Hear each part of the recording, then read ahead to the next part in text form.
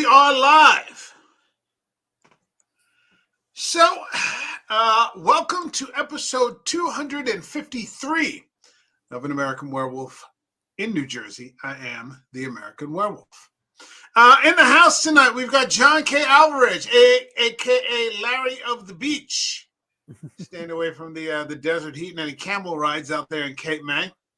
Mm-hmm. And in the UK, joining us once again, staying up late to hang out and talk some film, we've got Morgan Scorpion. So my thanks to both of you for taking the time to talk about this one today. Mm-hmm.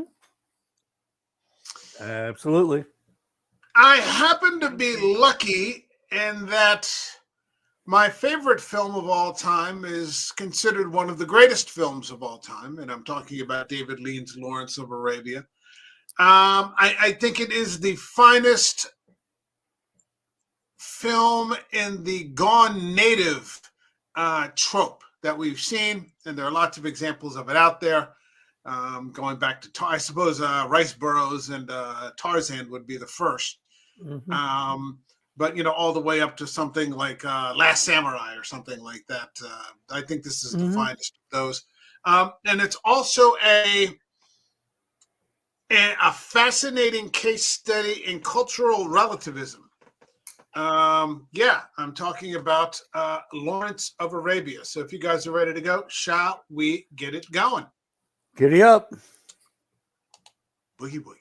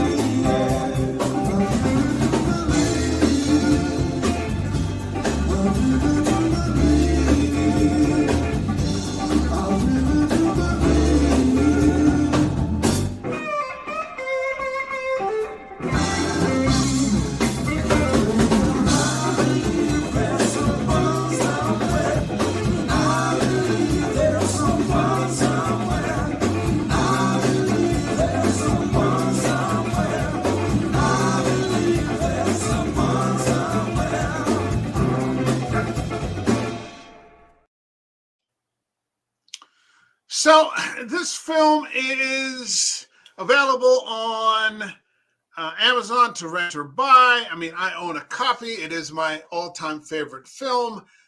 There's also an edited version on YouTube. I think that's about 20 minutes short. This movie runs just under 4 hours at 3 hours and 47 minutes.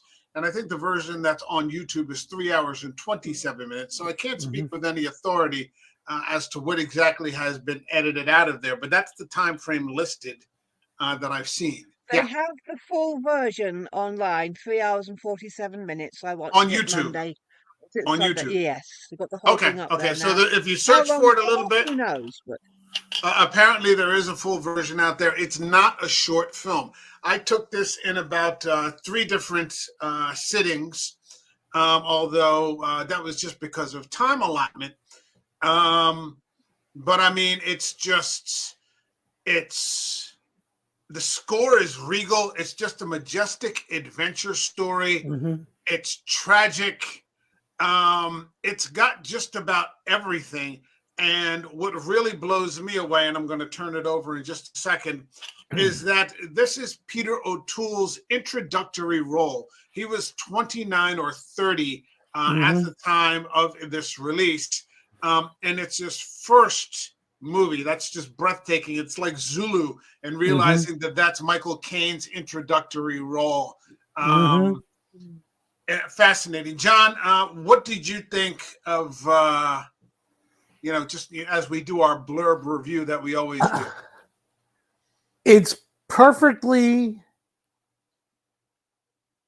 perfect example of the classic big movie. There were a lot of movies that came out in the 40s, late 30s, 40s, 50s. You'll think Gone with the Wind because of the sweeping epic nature of it.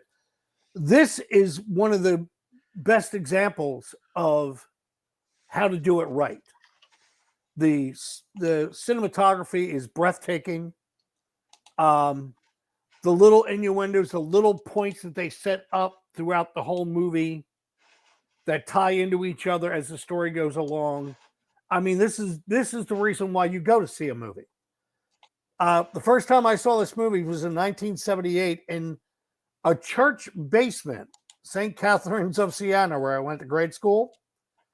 They had it on like one of those giant reel-to-reel things that you used to bring into class and show for science, but they had all nearly 4 hours of it on this thing, and they showed it to us when we were when I was 12 years old.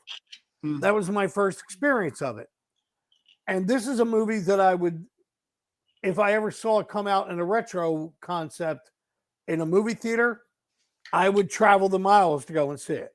It's that when it comes on, or if you get a chance to see it, I saw the 3 hours and 40 some odd minute version of YouTube. Right. And it holds. And it's even on my little dinky computer screen, it's still beautiful to watch and take in for all of its nature, good, bad, and indifferent. Julia, what did you think just off the top? Off the top. Well, I first saw this movie, I was a child, and I don't remember very much about it. I saw it again in early adulthood, and again, I don't remember very much about it, except for Peter O'Toole. I am a fan. So there is that. I saw it again it was actually Sunday, and I have a very large TV. I bought this huge, great TV. Julia's so I saw it very on a happy fairly about her large big screen. TV. Oh my God, I am in love with that TV. It is 50 inches. It is so big. It's got pretty good sound too. And it's got all these little menus, and it's all got smart stuff. And you just press the YouTube button, you get YouTube. You press the Netflix button, you get Netflix. Doesn't have a few of the other ones, but never mind that. But Focus, put it Julia, this way, focus. this time I was worried that I'd be a bit bored. I wasn't. I watched it in 2 sittings. I had about an hour's break between the 2 bits. Um, I saw so much more in it that I'd never seen before. And I also saw some supernatural elements in it, which might be too early to go, maybe go into those later in the podcast. But I found there was something supernatural about Lawrence of Arabia, T.E. Lawrence himself, or at least as played by Peter O'Toole. So you can understand why he became a huge star after this. Can I get past how awesome Peter O'Toole was? Yes, how awesome the desert was. And I also decided I like camels. Okay. I was impressed with the camels. This Very was impressed with the filmed. camels, actually. I think they're one of God's miracle creatures. This was filmed in Spain, Morocco, and Jordan. So the cinematography is And second to Wales. none. Yeah, maybe some in Wales too. It had a $15 million budget, which adjusted for today would work out to be about $140 million, give or take a couple of bucks. Julia asked early on, or about an hour or so ago, how much we wanted to get into, history versus Hollywood kind of thing. And I said I didn't want to, and I don't.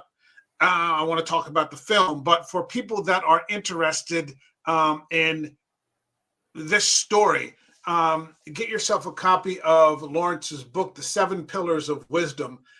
which is his firsthand account of what happened in World War One. And essentially, it's the story of this British officer who goes into the desert to unite the various tribes against the Turks in World War One.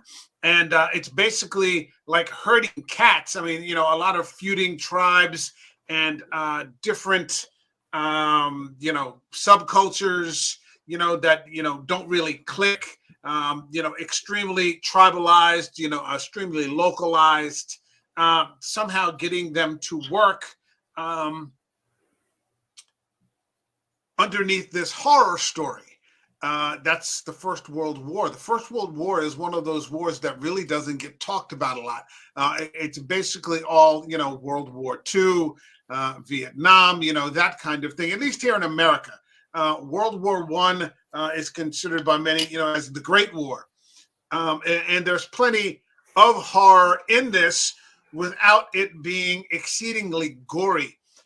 There's one scene in there, you know, and I'm sort of jumping a little bit, where they're talking about the artillery barrage, and you're just seeing the lights of the barrage, you know, just happening. And Omar Sharif is like, God help anybody who's under that.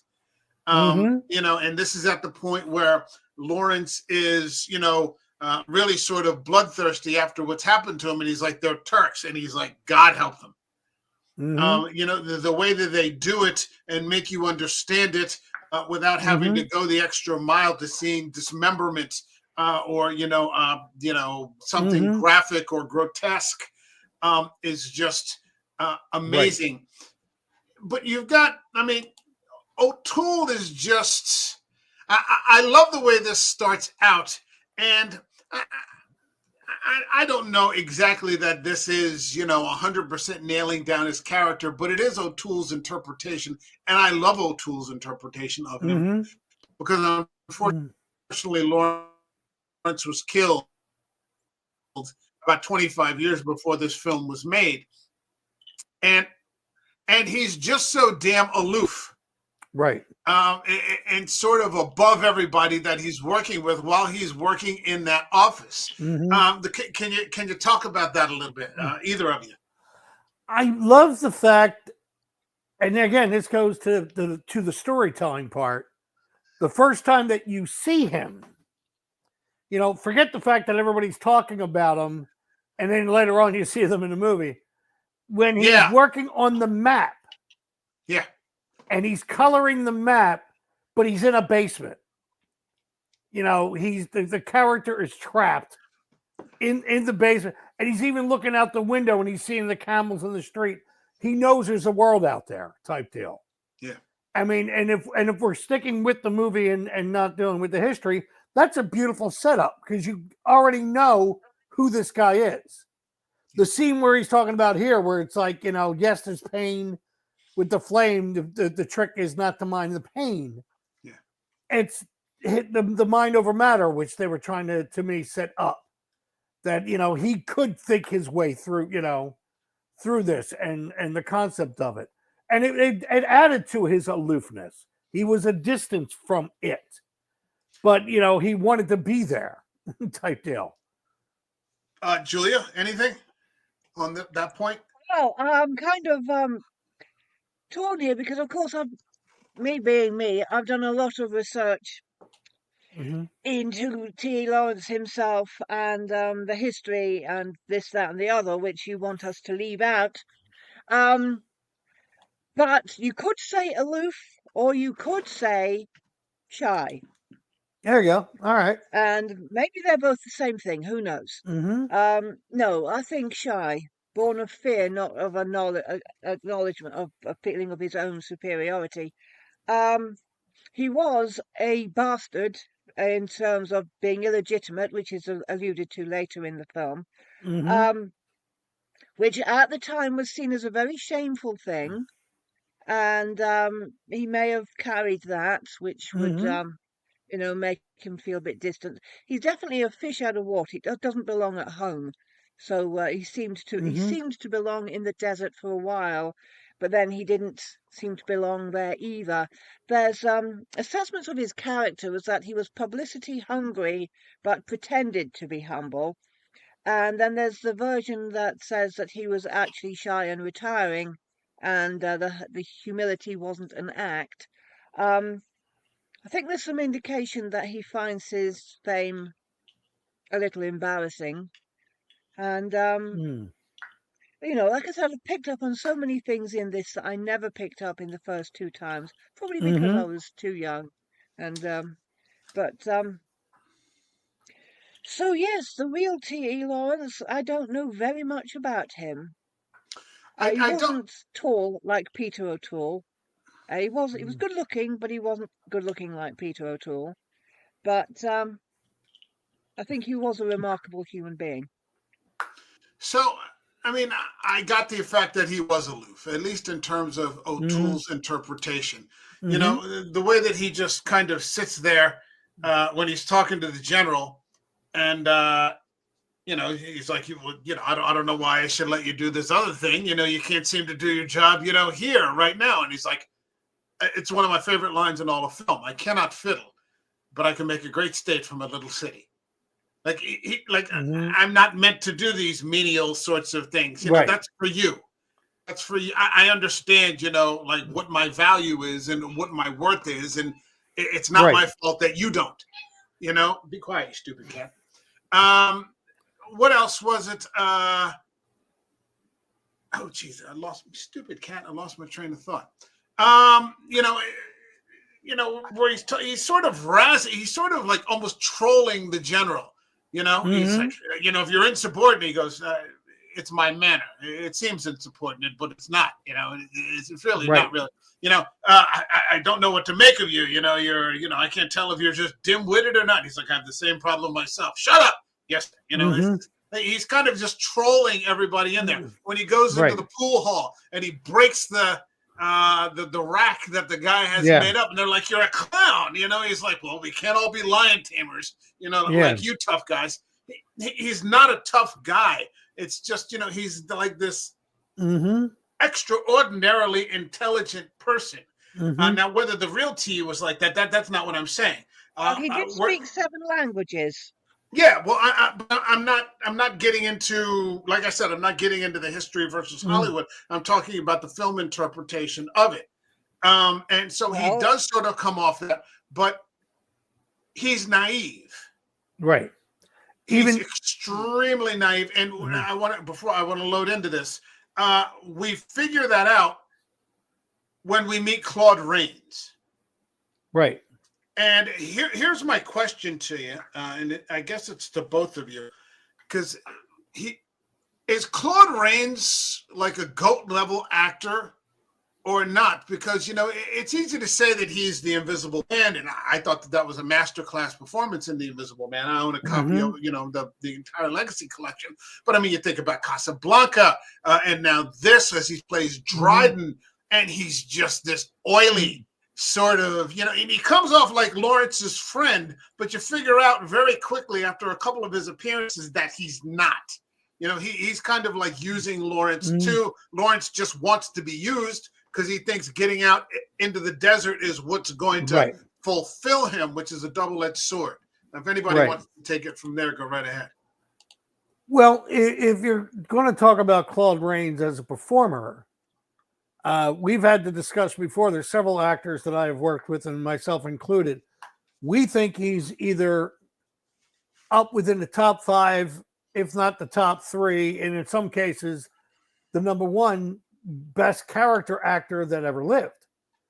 The movies and roles and things that he has done, it's not like he's playing the same, even like if he's playing a smarmy or oily, slick character like in here, and he's played them before, each one is still different. I mean, he's been in every type of movie in the world, and that's what the character actor is supposed to do. He's so good. He's so good at it. Yeah. As with his character dealing with Lawrence, I mean, the general even said it when they were talking about him. They said, yes, Lawrence is book smart. Yeah. He doesn't have the practical experience. That means he's also easily played. I mean, if he wants to get out there where they're like, okay, you go out there and do this, but this is our agenda, you know, Yeah. type deal. And Claude Rains and his performance of it, for lack of a better term, it makes him, he's casual. He's not playing that, you know, when you see him, you just go, it's easy to dismiss him as a politician. He's not. He's the guy who's in the background, basically. Yeah, he's the Wizard of Oz. He's Yeah. the Wizard of Oz. He's making all the moves behind And the curtains. you can't ignore the man behind the curtain in this case. At your peril. Julia, you got anything? Claude Rains? Quite a lot, because I am most definitely a fan of Claude Rains. Mhm. His film career was like huge. He was a professional actor for about 40 years of his life. Mhm. So if I sort of mention some of the movies like The Prince and the Pauper, The Adventures of Robin Hood, Mr. Smith Goes to Washington, Mhm.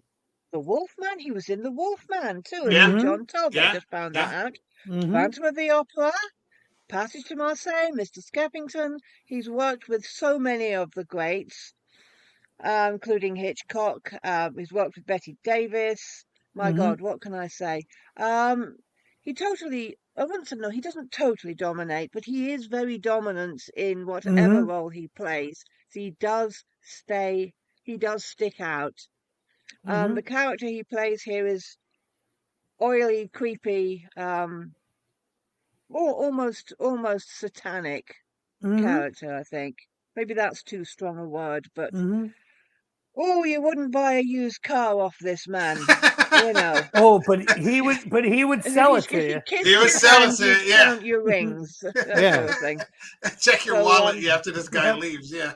That's yeah, right. yeah, he's a con man, but Mhm. he's a con man who's become very powerful, Yeah, he's a con to the man at the point that highest level. conning is his job. Yeah, Mhm. Yeah. Well, it's yeah. it's not to jump ahead too much, but it was king when the king turned around and saw him towards the end of the movie, Yeah. and he Mm, turns around and said to him, and also France, we can't forget about France. mm, The only person that seemed to be able to pick up on him was Alec Guinness. Alec Guinness as Faisal. Right. He understood him instantly. And was like, I think that you're the one that's, behind the scenes here, conducting all the machinations. And we'll get into Alec Guinness in a little bit. But, mm, we start this movie out with, the death of Lawrence. It starts out with his death in a motorcycle accident. And what I found the most interesting was that all these people that appeared at his funeral claimed to know him. The one guy takes offense and, he hears this guy, the reporter, mumble something under his breath. Nobody claimed to actually know him or understand him.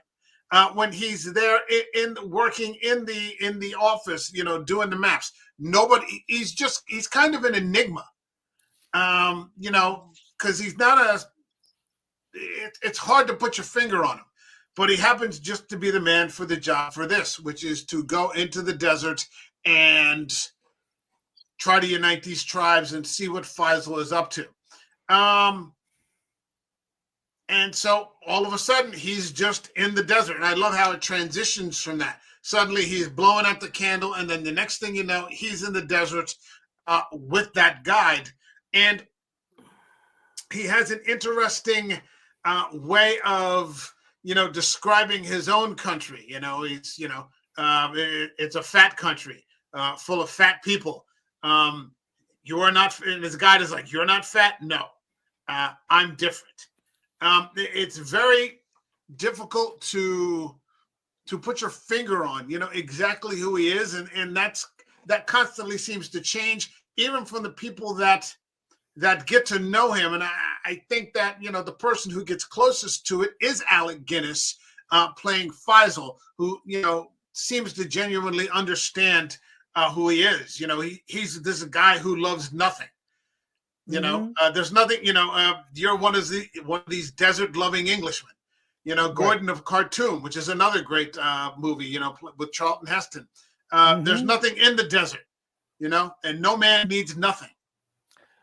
I'll be back real fast. Yeah, everything okay? All right. Yeah, everything's cool. Okay. Okay, to mention the segue between the fire of the match into basically the fire of the desert sun, makes you think that, well, if he can not mind the fact that the match is hot, he can perhaps not mind the fact that the sun is blisteringly hot. Um, I was very impressed by gosh, it's so fucking beautiful though, isn't it? Isn't it? I mean, seriously, it's beautiful. It must be hell to live in, but beautiful to look at. Is when his companion advises that he drinks water, and he says, "Oh, you're not drinking water. I'll drink when you drink." Right. Is that he's determined to endure the same thing. So maybe he can just not mind the thirst as well. In which case, there's a hell of a lot of strength in that. Yeah, he wants to be on equal with how the locals do it. I mean, if he's going to be Mm, out there, he has to be one of them. He can't be a British officer out there. He has to yeah. actually be one of them, which is something I don't think, because there's another British officer out there, Major, I can't remember his name, but he's a recurring Played character by throughout. Anthony Quayle. Yeah, played by Anthony Quayle. Yeah. Mm-hmm. There's another British officer out there, but he's very much a British officer, whereas Lawrence Right. is actually trying to be one of the Arabs, to think like Right. them. But Um, quite rightly so, though, because the English are not acclimatized to living in a desert. We just don't know how to do it because we've never had to. The well, natives can survive in the desert, so of course he wants to be like them, a well, person who can survive in the desert, I and Exactly. so don't he mean does whatever is necessary for it. I don't mean, Mm-hmm. yeah, I agree with you. I don't mean, but I don't mean just physiologically. I mean, he wants to think like they do. He Mm-hmm. wants to react like they do. He wants to Right. anticipate their moves, and not Mm, the expectation from the other officer was that that the Arabs or that the Bedouin or whatever tribe it was conduct themselves with an English perspective, whereas Lawrence wasn't doing that. And I think that was one of the reasons that he was able to Mm-hmm. achieve success, because the other people recognized Right. that sort of thing, even though, and this is where we start to get into it, you run into a lot of, like I said, cultural relativism when we start to meet Omar Sharif's Right. character as Sheriff Ali, who Exactly. just shoots that fucking guy for being at the well. Right. mm, And Exactly. he tells him, he goes, that was my friend. Lawrence is really pissed off. He's like, that was my friend. He's like, that? He goes, yes, Yeah. that. And Omar Sharif just doesn't care. He's like, he was nothing. The well is everything. Right. There are these deeply flawed characteristics from both cultures, the British clearly, mm, but also the Mm-hmm. Arabs.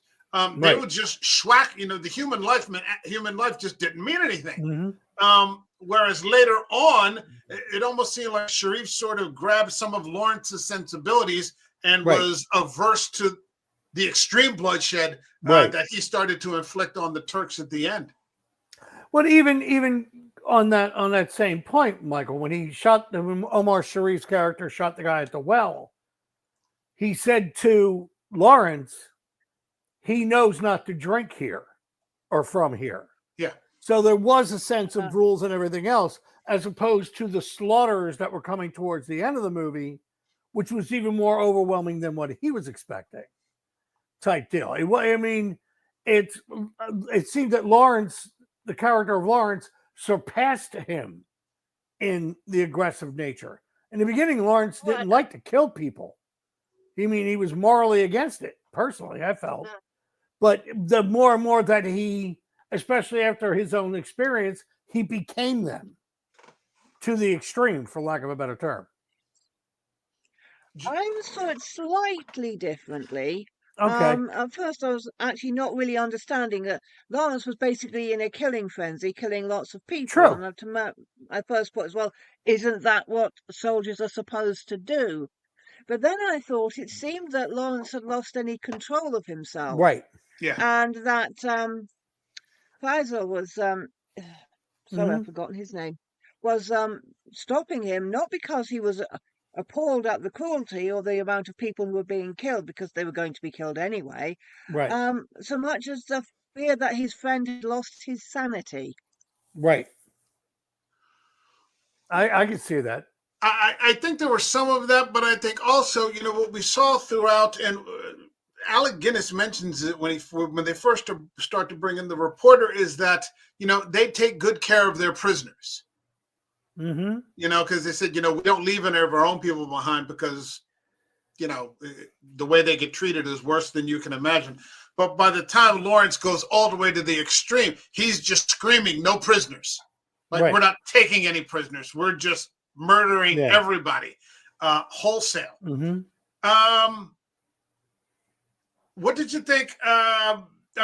Because, and again, one of the really fucked up scenes that you see in this movie is when you get introduced to Alec Guinness's character, who is trying to rally his troops in the middle of an airstrike. Which they just are not, they have no idea what the hell is happening to them. Right. I loved Guinness's portrayal. Again, I think Alec Guinness is one of the more underrated guys out there in Hollywood. He gets known for the Obi-Wan Kenobi kind of thing, but he was also in this. He was in Tinker Tailor Soldier Spy as George Smiley. Just fantastic portrayal as Faisal. What did you guys think? I just thought his performance was, and it came to me when I was watching it this afternoon. I think if the character Lawrence could have been more like Faisal, he would have been. Yeah. Faisal, the character Faisal reminded me a bit of Lawrence, just by the way of not so much aloofness, but detachment, but aware of everything. It was like Lawrence with experience, not the book knowledge. Excuse me for a second. Go right ahead. But I liked, and I liked his performance. He was, even when he was, I don't want to say gruff, but that's the only word that keeps coming to my mind. He was probably the most honest one of the group, only because of the situation. I'm saying, when I say honesty, not saying he wouldn't lie and anything, but he was the one who was, calling everybody out. Of course, the generals have to be here because, of course, they have to have the water because, he knew what was coming. That's why I loved it towards the end of the movie when the general said something. And he said, "Well, that's because you're only a general and I'm a king." And he didn't do it with any bluster or showmanship and everything else. It was all just straight delivery, but it was honest. He was well aware of what the situation was, more than I think anybody else was. And he was being the most honest, even though he was not, being deceitful. He said, "This is how it's played." This was also, I guess, an Edwardian period in British history. Colonialism is still very much. Is this before that, Julia? Is this before Edwardian? No, I think it was one of the King Georges on the throne at this time. One of the King Georges. Okay. So we're past Edward the Tom Tom, as he was known, big fat bastard, was dead by this time. And so we had, and Queen Mary, and they were sort of remaking the royal family to be a bit more respectable. And but yes, we were still colonialist, very colonialist. Independence from the colonies for the colonies was just a murmur, And we were still trying to rule the world. And yep. Out of all the various colonial powers in Europe, we were also trying to be the biggest. Yeah, right. That was just the way things were done. Essentially, contempt for the little people is something that the Arab big guys and the British big guys had in common. I guess we start to see the reality of British interests when we realize that they're not going to give them big guns like artillery. You know, that conversation comes up because if you give them Claude Rains is having the conversation, I think, with Jack Hawkins, who's General Allenby, and he says if you give them artillery, they're going to be independent. You know, that's, you know, they want to be able to control the situation. They want them to be able to fight the Turks, but fight them in their own interests, even if they are not disclosing what those interests are. I'm positive that Faisal is aware that he's being used, you know, and even at some point we get into it with Lawrence, you know, where they tell him, you know, if you didn't know, you must have suspected. But I think the plan with Lawrence is that he is going to attempt to just override what the British interest is and put them where he said he's going to put them, which is Damascus, which is exactly where it ends up. And unfortunately, within a short period of time, it all falls apart anyway. Under, you know, because everybody slides back into who they are once they kind of get when they sit at the table. Yeah, once they start sitting at the table, the old, you know, rivalries start to heat up. But the initial conversation between you know, Faisal and Lawrence, where he comes up with the idea to go to Aqaba, it's one of my favorite scenes where they're just in the tent and everybody has left. You know, and Faisal really wants no part of this, but you know, it's just, you know, it's just where life has put him at this time. Right. Again, Julia and I were talking about the trek through the Nafud. Holy shit. Yes. That was I researched it. That was a 600-mile journey on a fucking camel. And I think they said that the food got up to like 50 degrees centigrade. So that's like 122 in Fahrenheit. So can you imagine 122 degrees for 20 consecutive days? Right. But they did it. Right. And they did it. And they couldn't have done it without the camel. Right. Oh, yeah. No. The camels, you know. The camels did it with people on their backs. So, and gear. Massive respect. Has anybody here ever encountered a camel? When I worked at the zoo, I had to feed them. They're nasty bastards. Oh, yeah. They'll bite the living shit out of you. They are not friendly animals. They're not friendly animals. There was one that was at the zoo. Story. Go ahead. I'll tell you later. No, there was one that when I was at the zoo, there was one named Monty. And it was funny because every time he saw me, because I would have to walk through to do a sweep, and he would walk over to me and lick my face. And I used to think it's because he liked me and everything else. And the person who was taking care of the camel goes, "No, you probably have something in your beard. He's cleaning." I'm like, "Oh, okay."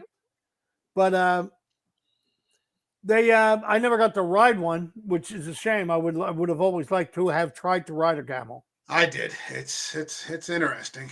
It's interesting. There you go. It's interesting. Yeah. So, you know, we also start. Ex was a little boy. Go ahead. Spat at him, and he's never gone over it. But when Lawrence was trying to ride a camel for the first time, and he did that hat, and the camel threw him, I was very impressed by the way the camel didn't tread on him, didn't leap about, and didn't run off, but just waited didn't bite the shit out of him either. To get back on his feet. Only in the movies. How does exactly? It's a movie, all right. How does he change in the Nafud?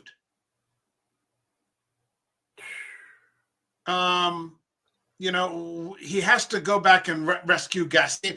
We start to see the chinks in his armor when, you know, and the pomposity with which he carries himself. Nothing is written. He's going to, you know, and Omar Sharif is, that guy's dead. Just leave him. Like, you know, you're going to go back there. You're going to die. You're not going to be able to, you know, once we get over there, we're not going to be able to do this without you. If you die, you know, then we've gone through all this for nothing. He goes back and rescues Gassim, and this is one of the things that I love about this movie. It fills you, especially if you're a first-time viewer, or even like I've seen this many times. It leads you to believe that he literally can do anything. Right. You know, that he was almost miraculous. That Western sort of sense, you know, that, we can do it. You know, that sort of, it's not fatalistic. And what happens, fucking Gassim is the one that he ends up having to execute. Right. And it just, you can tell it just breaks him to have to do that. Right. And story-wise, it was amazing. You know, yeah. When you saw it and the first thing he said was, "Did you do it?" Yeah. And when he said yes, and that's when, and you knew he hated to do it, but he said he would, since he was the neutral character. Yeah. But one of the things that I loved about when he saved Hassim, and they came back and he slept in the tent, and he takes off his clothes, and the Omar Sharif character burns him. Yeah. And gives him the robes and everything else. It was great for the fact that they said, "You're now one of us." It was very symbolic, saying, you know, this is who you are. And, you know, he gets them to believe it. Yeah. You know, we can do this, you know, because at first they're like, "You're fucking crazy. Like, this isn't going to happen. We're all going to die out there." And he does it. And then he goes, really, you know, sort of tempting fate or tempting God. Like they're saying, you know, this blasphemous conceit, you know, to then go back and rescue this man. And it's this masterclass of exposition with Anthony Quinn's character as Abu Tayyad, Auda as Auda. I love Anthony Quinn also. He just writes it off. Why is he so upset? Oh, that was the guy he pulled out of the desert. Oh, it was written. Yeah. You know, it just like it, you know, it just lets you know right away that this guy isn't going to be able to do everything. He's not going to be Superman. Right. You know, there seems to be some sort of natural law in place that's going to prevent him from. It lets you know right there. You know, he's going to come up short. He's going to come up short. Yeah. He's not the miracle that he thinks he is. Huh? Go ahead. A little. I'd like to go back a little. When O'Toole's Lawrence of Arabia has had his first conversation with Prince Faisal, and they talk about how they're basically going to defeat the Turks. There's a scene in which he walks into the desert, followed shortly behind by the two boys who are going to be his servants, communing with the desert at night, just paying attention on the desert, and the wind is blowing the sand high in the air. Well, I was reminded of the tales of the jinn, the genies. Those spirits inhabit the desert areas and sometimes appear as animated desert storms. And I was thinking that was a jinn out there, and the jinn had possessed Lawrence. Right. And gave him the power, and gave him the idea to take Aqaba, and gave him the power to do it. And as they're crossing the desert on the way to Aqaba, and Lawrence is kind of dozing in the saddle, you've got a sand tornado in the background, almost mesmeric. And again, when crossing the Sinai, we again have a desert sandstorm and references to the biblical pillar of fire that guided Moses and his people through the desert. And to me, that was, I'm probably reading far too much into it, but who knows what David Lean actually meant when he chose to film it that way. But I felt something very supernatural, uncanny was taking place. I could see that. I could see that only because there's always been the stories, like you said, the stories of the jinn, the stories of the desert. There's always these stories of being in that area type deal, either talking to the ancestors, talking to what have you. I also think it's a combination of the character of Lawrence, or the way they were portraying him in the movie, of this sense of if I can think it, I can get over it. I can make it happen. So I, could easily be a combination of both if need to. But yeah, I think it's the whole concept of them crossing the sand. I mean, taking it in any type of story where there is a change, especially when you get to the other side, if you make it to the other side, it's like a cleansing experience. It's like what Lawrence says in the movie when the reporter asks him why the desert, and he says it's clean. To view it as that type of experience. When he crossed the other side of the desert, Lawrence was different. He killed somebody. He not only crossed the desert, he showed that he was a changed person. His clothes had changed. His personality had changed. He suddenly wasn't Lieutenant Lawrence. He was Laurent. So what were they calling him? Lawrence? Orange. Yeah. Orange. Yeah, they pronounced it orange. I mean, I liked, to me, that was just also good storytelling that there was a change in him. But you could also see where some of the issues are coming up, because when they take Aqaba, they just sack it. Mm-hmm. Like they sack the telegraph system. Like they don't have any appreciation for the infrastructure. They don't understand what anything is. It's the same thing after he shoots Gassim and he throws the gun away in disgust, and they all pounce on it like children. He's just like, what the like? Doesn't anybody appreciate? It's like even out there, he's sort of on his own. Right. He's sort of on his own, and he's never going to really be one of them. Yeah. He's a stranger in a strange land. Yeah, no matter where he goes, he's sort of just on his own. Mm-hmm. There's also unfortunately the crossing the Sinai after that. And he loses one of the children, Daoud. Yeah. Oh, which is just horrible. Right. He's just eaten alive by that quicksand, and then he reaches the Sinai, and it's just one of my favorite scenes where that guy is he's out there on the motorcycle, and he's just yelling, "Who are you?" Right. And it's right. I mean, that's just he has no idea, like in such a short period of time, who the fuck, have I turned into? Yeah. This guy, who was, having fun and, laughing at everything. And now I'm executing people in the desert. And, I just lost this little boy and, God knows what else. And it's war. And that's my favorite look of in the movie. The scene when he's saying, "Who are you?" Because that's exactly what he's thinking. Yeah. Or what have I become? It's just a masterclass of a screenplay. Yeah. It's just a gorgeous screenplay. And he doesn't say a word. You just see it all in his face and everything else, all the pain and the questioning himself. Yeah. The same way Anthony Quinn. It is written. It was written. Yeah. He's doing nothing, but he's telling you absolutely everything. And, movies like this get made once every couple of generations. That's right. I don't even know that they make movies like this anymore, because nowadays, if you were to get something like this, it would be a Nolan.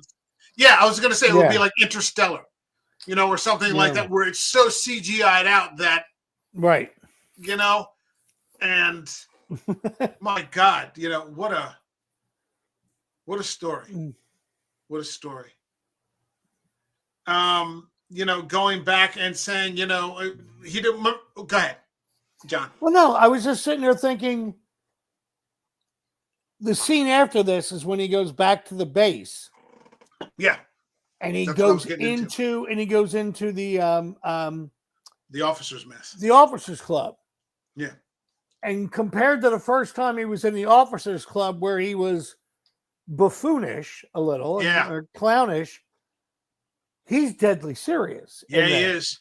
Yeah, and they're telling him to get out, and he's like, 2 lemonades with ice. It was just, and I loved that, because it was like all of a sudden, if I heard him talking like that, if I was in a bar and a guy came in and was talking like that, even if I knew him, I'm like, let's not fuck with him. Yeah. Let's take a step or two back. Yeah. And, he gets, go ahead. Yeah. No, go ahead. I would say he gets into that meeting with Jack Hawkins and Lorraine, and he tells him he executed somebody. He's like, I don't want to go back. And they're like, well, that's kind of what you have to do. He goes, no, you don't understand. And he tells him he enjoyed it. Yeah. Like he enjoyed killing Ghasim. Like after all that, after everything. And, that's kind of the revelation. You think it's this tragedy, but what actually upset him was that he enjoyed killing him. Right. Which there's still enough left of him inside to recognize that that's wrong. Like something's really wrong here. Mm-hmm. Well, the way he's trembling and having difficulty in speaking makes me think he's got post-traumatic stress disorder. Yeah. He very well might, but is it because he shot the man, or is it more likely because he shot the man and then discovered that he likes shooting him? Mm-hmm. Because I think that would be very distressing. Yeah. The post-traumatic stress, as I've understood it, is when you, sort of confront that evil thing inside yourself, when you discover some darkness inside yourself that you didn't understand was there. Right. And so he executed this man out of what seemed to be a necessity and what you think is actual heartbreak, only to find out later that he enjoyed killing him. And you're like, oh, shit. And then, within a few minutes, he's like, of course I'm going back. He's changed. He's completely different. He's completely different. What a fantastic story. And he tries to beg off of it, but the machine is running now, and he's within a couple of minutes, he's smiling again. He's like, of course I'm going back. Mm-hmm. Oh man. Give me this, give me this, give me this. And he's asking for the weapons. Yeah. And, okay, now I'll go back. Yeah. I got what I need. I love how Jack Hawkins, he's like, I want money.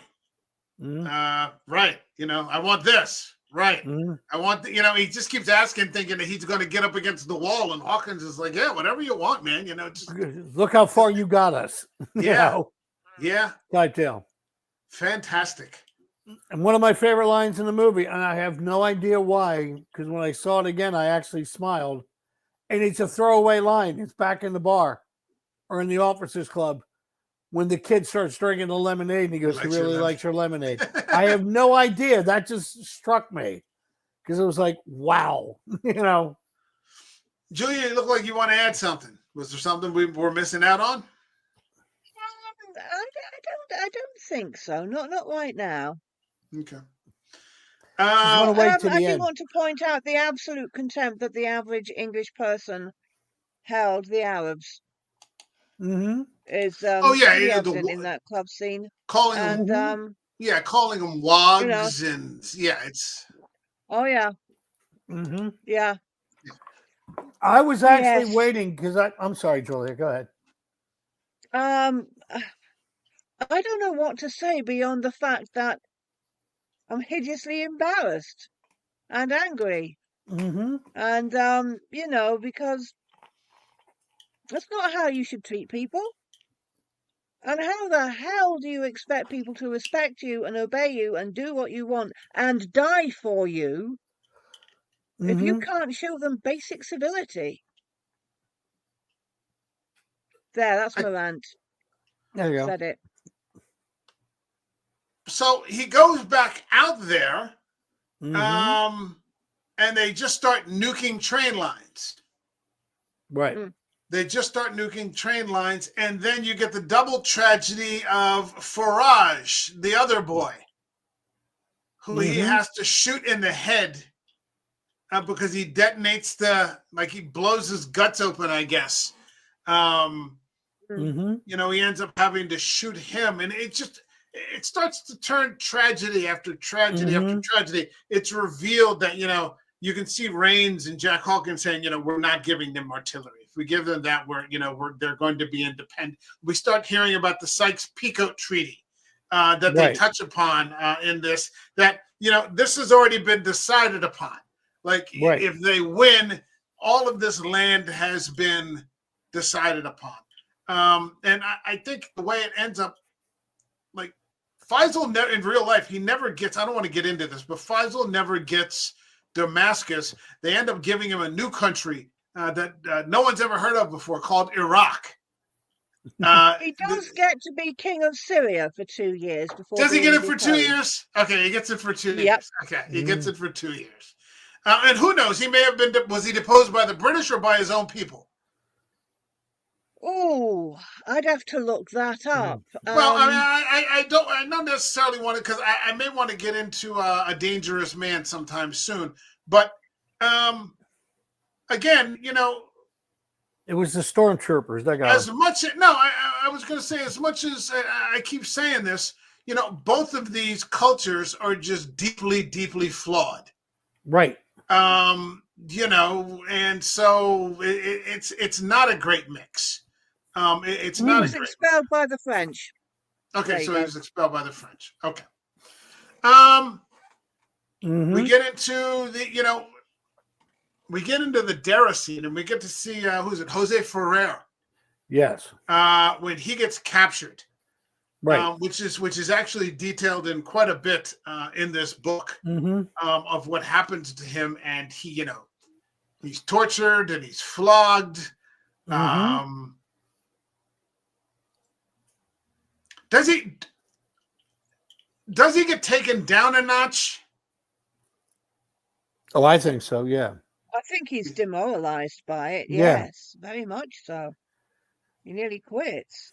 Yeah. I mean, go ahead. Even like I thought it was funny because I took it literally when he was asking anybody who wants to go walk across water with me. Yeah. And he got to the mud, and he wasn't even walking across the mud well, type deal. I really do think he thought he was untouchable, and for lack of a better term, they touched the shit out of him. Well, when they they flogged him. didn't suss out who he was, though, did they? Yeah, no, they didn't. And that becomes, go ahead, John. No, but it was that brutal beating that that would have to affect anybody. I mean, type deal. And it was, and you could tell even by the guy that was holding his hands, he could see that they were breaking them. Yeah, they were. Yeah, they were very much. I mean, he just happened to run into a bunch of fucking sadists. right. But, that was probably what kept him from being discovered, because there was 20,000 pounds on his. Throughout that entire, ordeal. He doesn't reveal who he is. Right. He just kind of has to take his licks, right, and then move on. Yeah. And it's interesting because. Yeah, he goes back and, he says he wants to quit. And then it was the one moment when, like, Jack Hawkins actually showed some compassion for him, because, and even Rains, because Rains sees the blood on his back. Right. From, like, the whip marks, because the wounds are still open, and they're just like, what the hell is happening? Like this just isn't supposed to happen. And that was the one time I think that they, seemed to take, like, real pity on him. And it's interesting because, Omar Sharif says, the one, the reporter comes out and says, what happened to him in the desert? He goes, he's the same man, but humbled. No, he's not. He's not humbled. Right. He turns into the fucking Terminator out there. Right. And just starts mowing people down wholesale. In this final push to Damascus. And that's just a bloody scene. For 1962, I mean, his hands are just like he's just drenched in blood. Right. I loved, and forgive me for this, but this goes back to the cinematography. When he first got his Arab robes, and they do the bit where he pulls out the blade to examine himself. Yeah. That was Peter O'Toole. That's something that people didn't know. I forget who the director was of the movie. He said, examine yourself. Find a way to examine yourself. And when he pulled out the blade, the director said we had to reshoot it again because you heard him say, clever boy. Because nobody thought of using the blade as the reflection. I love the fact that next time he uses the blade as the reflection, he's covered in blood. Yeah, there he is. The blade is in blood. and it's probably a truer portrait of, in that reflection of what he has become, type deal. It was a wonderful use of using the cinematography to tell the story. He's flawed, but he's not in the sense that, I think, like I said, it just comes back to him being naive and thinking that war isn't going to change him. Right. And it does. Right. But then, they get all the way to Damascus, and, that's where it really falls apart. And I think for him, that's the most demoralizing thing, because he achieves his end, and within a couple of days, like not completely independent of things, the British withhold, medical and, any sort of engineering services. But it's obvious he's not going to be able to make it work. Right. The whole thing just falls apart. Right. They start fighting again. He's got the electricity. They don't know how to work the generators. They don't know how to care for the prisoners. So he actually gets what he wants, and it doesn't work. And in the end, he kind of has to cry uncle and ask for help from the people that he's sort of actively fighting against, which ironically is his own home country. Exactly. It would have been like Kevin Costner in Dances with Wolves having to ask the Union soldiers for help. Right. And I think that's the most heartbreaking thing for him, is that he achieved it. He took them to Damascus, and they couldn't hold it. Right.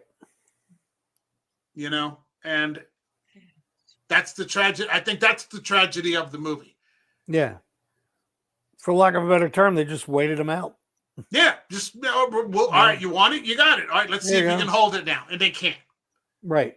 They can't. And that's what I meant about cultural relativism. And you see that at the beginning, like I said, when they sack Aqaba, and they just destroy all the machines.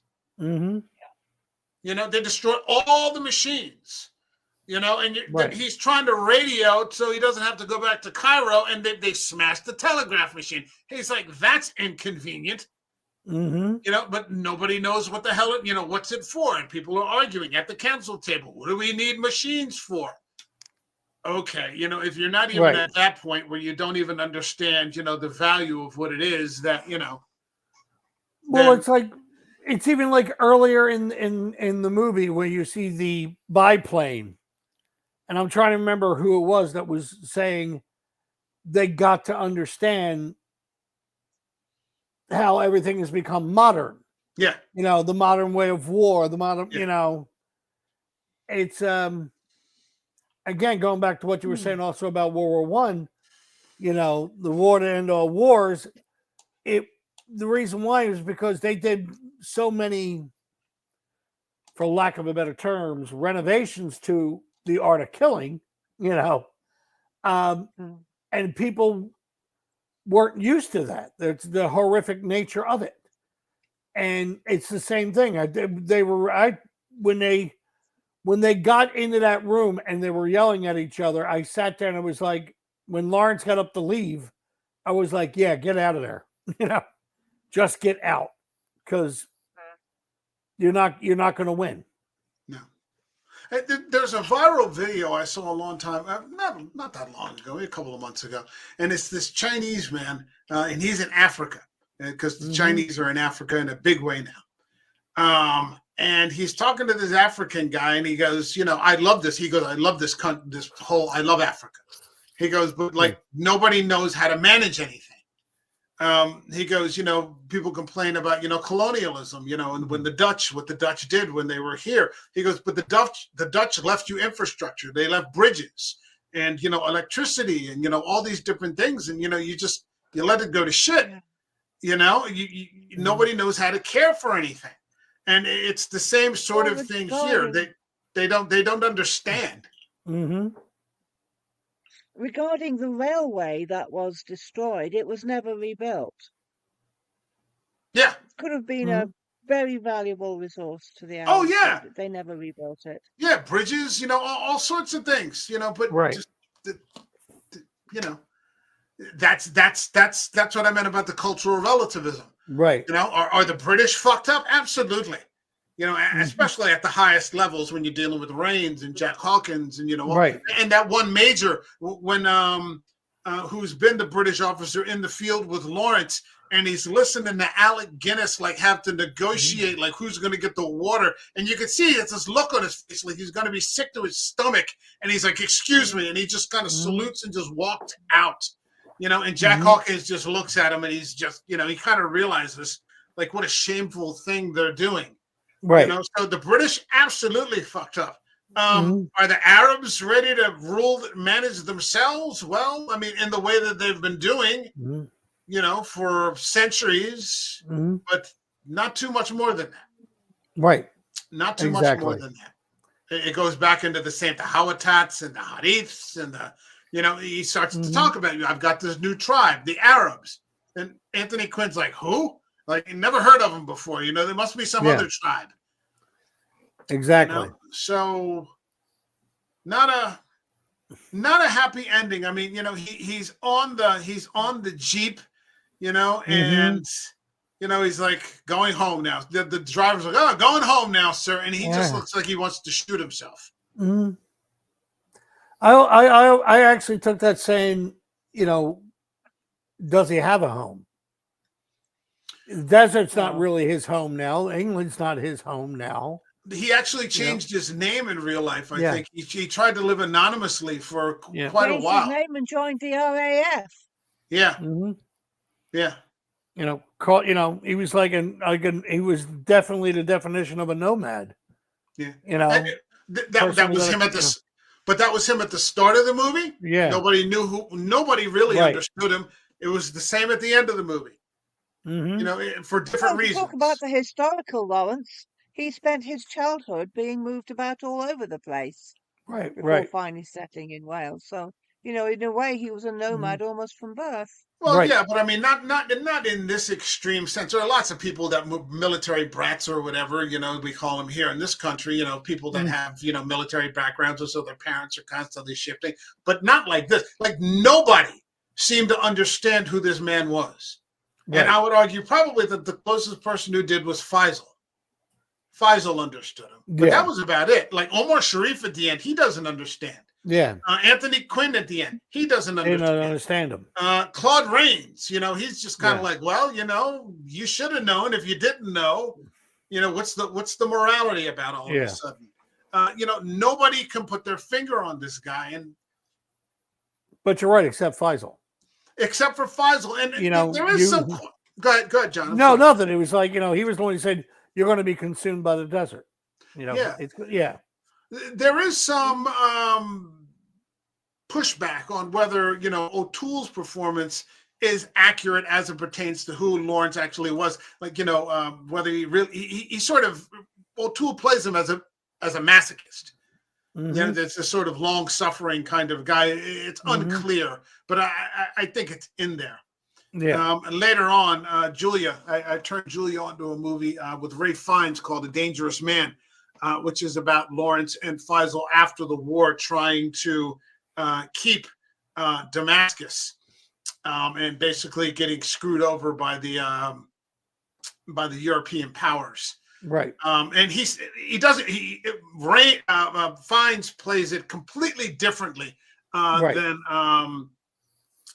than O'Toole does, which is odd because it would be really easy to get trapped into playing it like O'Toole.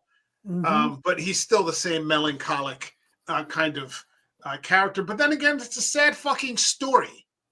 Right. It just is. It is. You know, there's a great line. Oh God, I don't know if I can find it here. There's a great line. Hold on. Where did I find it? Let me see. Where he describes exactly what it was that happened, and how they were basically cheated out of what they attempted to do, because that's what happens. They end up just getting cheated. Hold on a second. Yeah. He goes, we lived many, if this is from the 7 Pillars of Wisdom, he goes, we lived many lives in those whirling campaigns, never sparing ourselves. Yet when we achieved and the new world dawned, the old man came out again and took our victory to remake in the likeness of the former world they knew. Youth could win, but had not learned to keep, and it was pitiably weak against age. We stammered that we had worked for a new heaven and a new earth, and they thanked us kindly and made their peace.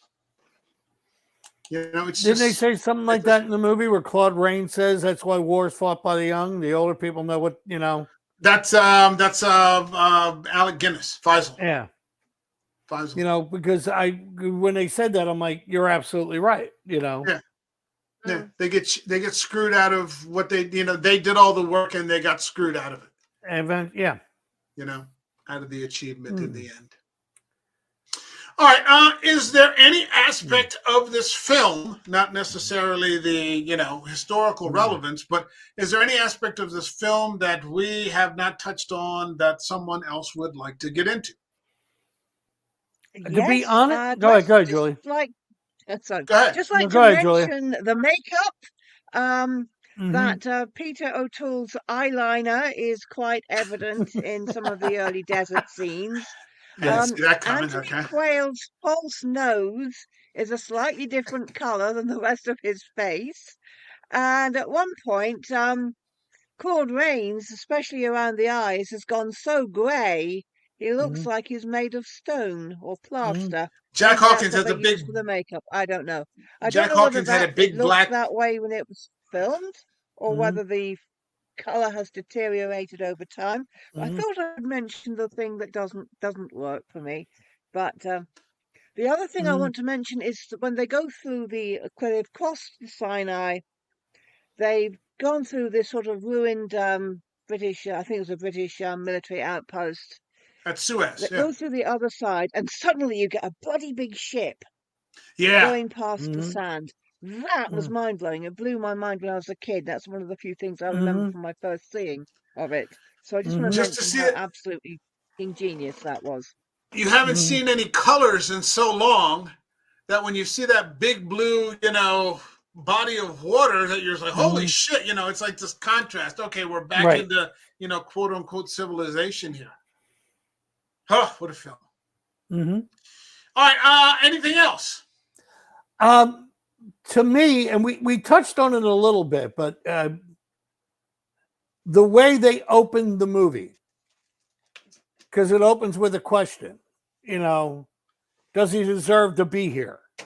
No, yes. And you saw all the people who you eventually meet in the movie give their opinions of him. Yes. My all-time favorite was the guy who walked up to the reporter who referred to him as, P.T. Barnum. Yeah. And he said, he shook my hand once. Yeah, in Damascus. And then later on, that's the guy who yells at him in the hospital and pushes him to the ground. And then later on, when he sees him as he does without all he shakes. I'm like, that to me was like the perfect description of what happened to him. He was discarded when he was this, and you're the hero.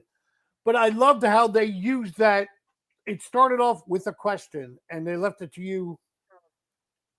Did you come up with the answer when you watched this? It just seemed like everybody kind of, especially on his side of the fence, just kind of used him for their own purposes. And so they never took the time to get to know him because he was just a tool. Exactly. He was used as a tool for their end. He got a little too big, and then they just kind of had to shut it down. Right. And so, none of them knew him because nobody ever really took the time to. Right. Was Claude Rains at his funeral? I don't think so. Even he wasn't that shameless. But then again, he might have been dead. He might have been. He might have been. No joke intended. That character might have been. Yeah. All right. Anything else? Last try. About the time I met Peter O'Toole. Sure. Sure.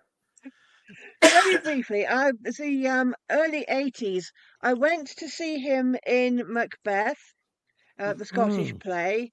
I think it was the Young Vic. I can't swear to that. It was much criticised because they thought it used too much blood. I thought it had just the right amount.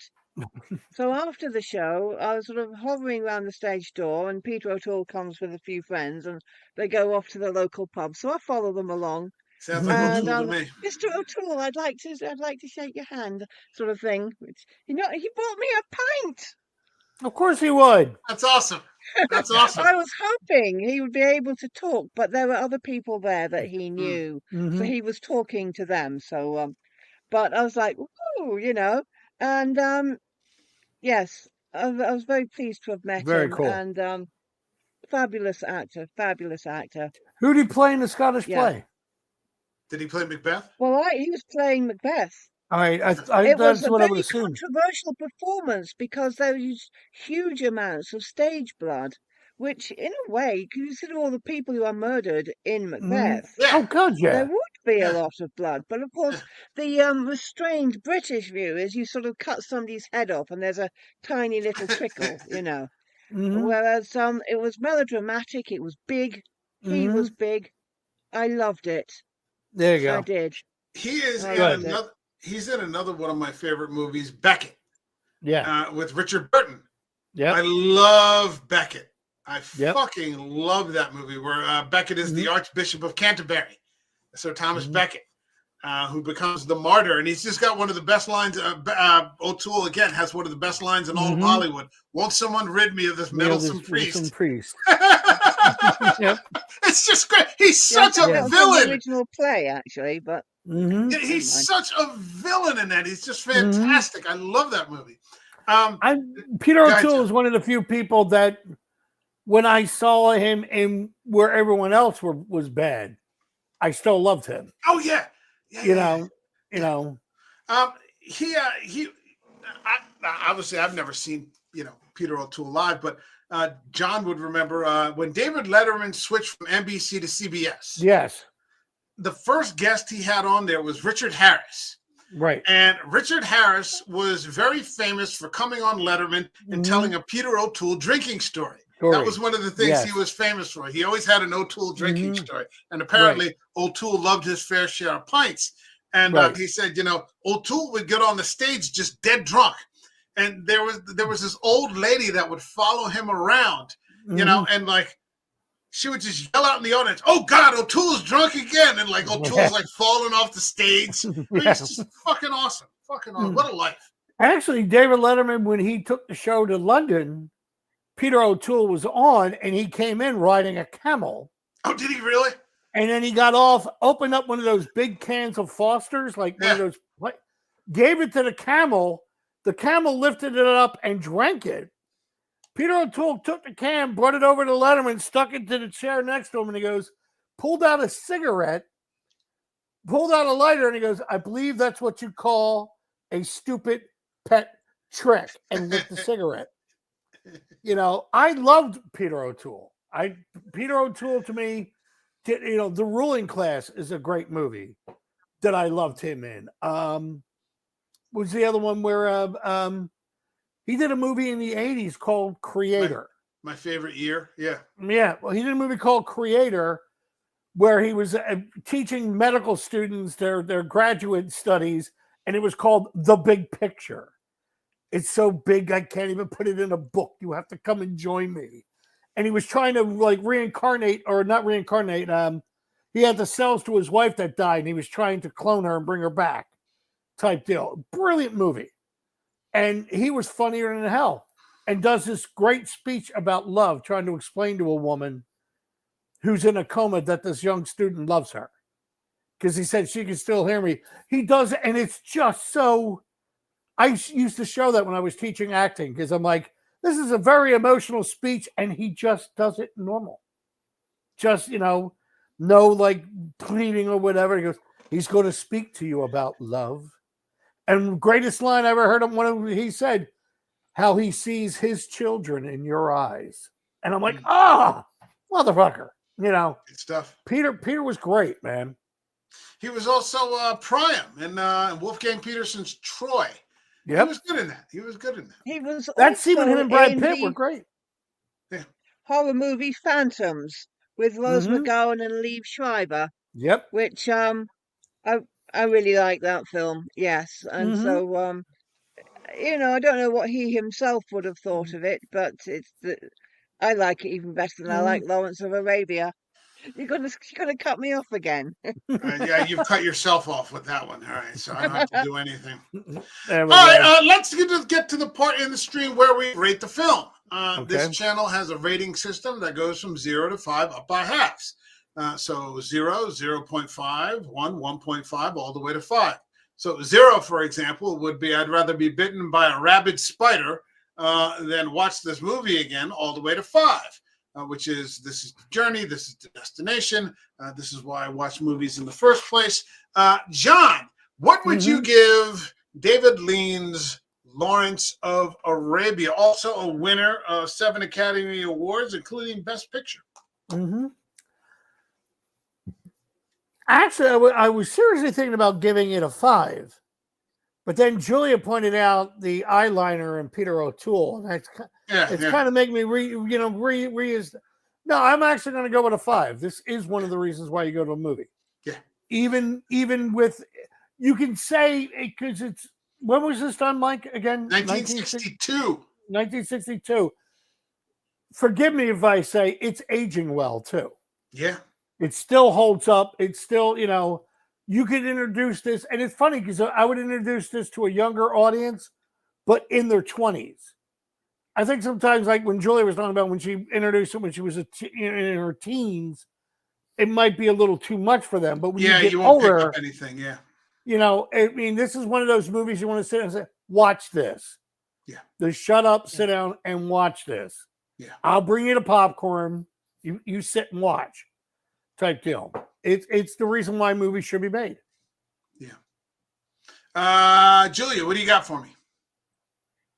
I'm torn between 4.5 and 5. It's an absolute work of genius, even though there are some tiny flaws in it. The flaws are very tiny, very forgivable.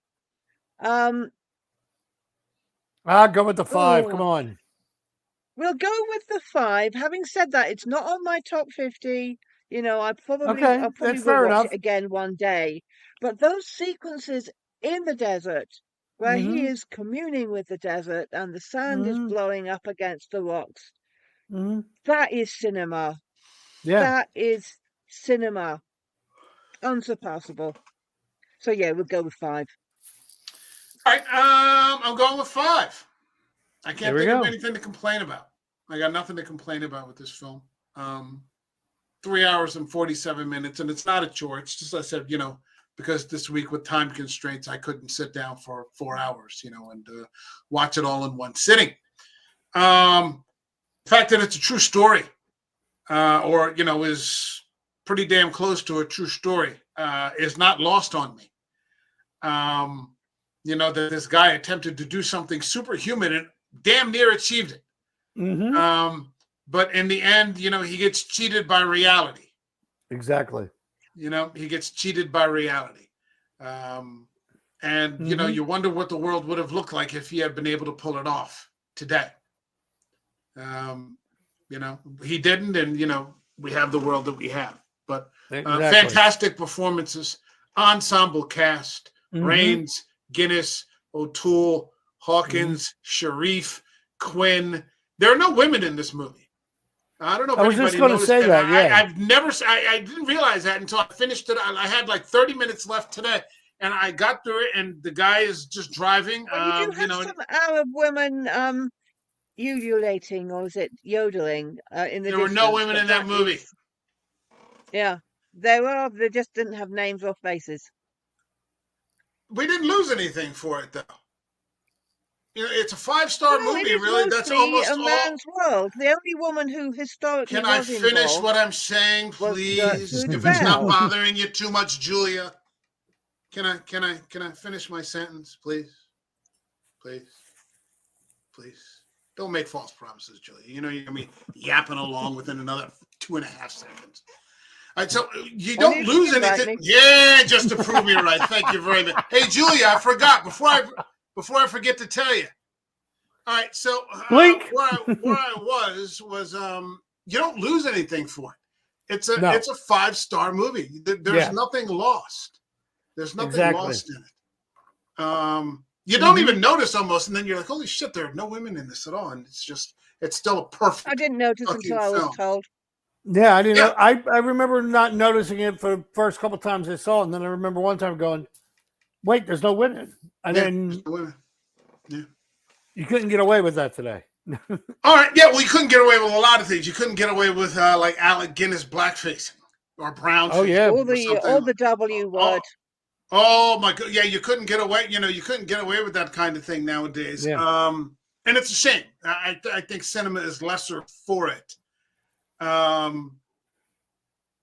because you can't get a performance like we got from Alec Guinness from just anyone. You can't. So, all right. John, anything you want to plug? Actually, yeah, I do, and I'd like to apologize to this guy, a guy I've known for a couple of years. He's been doing theater in Summers Point. A show that he had just did called Freezing Antarctica